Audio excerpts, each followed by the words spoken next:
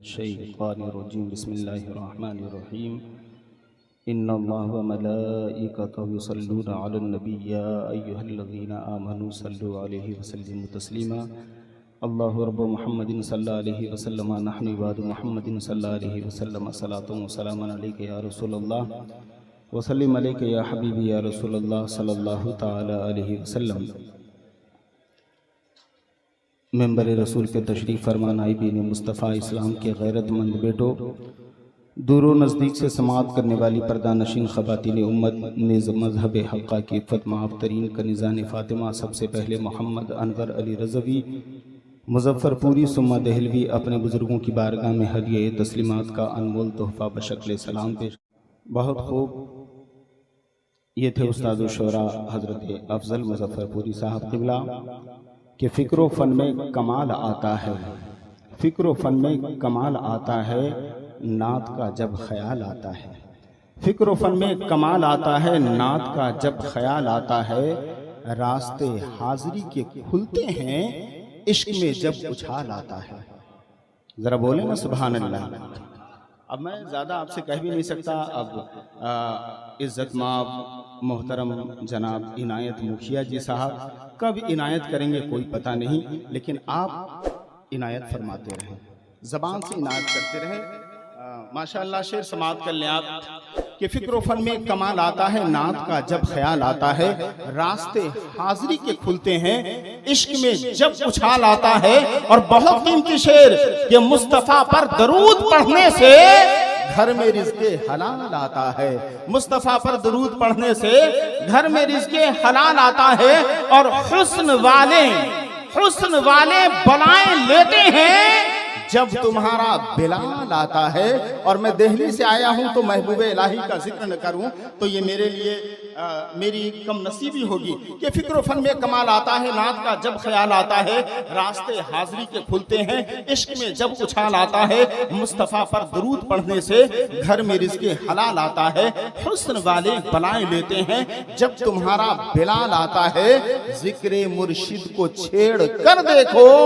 کیسے خسرو کو حال آتا ہے، ذکر مرشد کو چھیڑ کر دیکھو کیسے خسرو کو حال آتا ہے۔ حضرات وقت بہت کم ہے اور کام بہت زیادہ ہے، ابھی بہت سارے شعراء خطبہ علماء باقی ہیں، بس ان تمامی علماء اکرام کا نورانی چہرہ دیکھے اور شعر سماعت کر لے۔ ہمارے برادر اکبر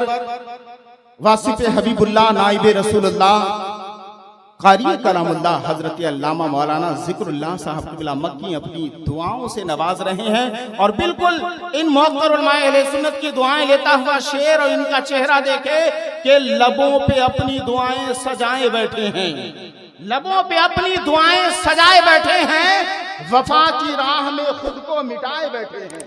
لبوں پہ اپنی۔ یہ دیکھیں پیر طریقت رہبر راہ شریعت مرشد برحق منبع فیض و برکت حضرت حافظ و قاری شمساد علی صاحب قبلہ تیغی نقش بندی سلطانی صاحب قبلہ اپنے شہزادگان کے ساتھ یہاں جلوہ گر ہیں۔ دیکھیں آپ ماشاءاللہ کے لبوں پہ اپنی دعائیں سجائے بیٹھے ہیں،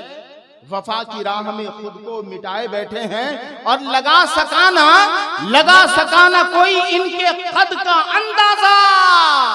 یہ آسماں ہے مگر سر جھکائے بیٹھے ہیں، لگا سکانا کوئی ان کے قد کا اندازہ، یہ آسماں ہے مگر سر جھکائے بیٹھے ہیں۔ اب آئیے حضرات، میں بڑی تیزی کے ساتھ عقیدت و محبت کے ساتھ آپ کی سماعتوں کے حوالے میں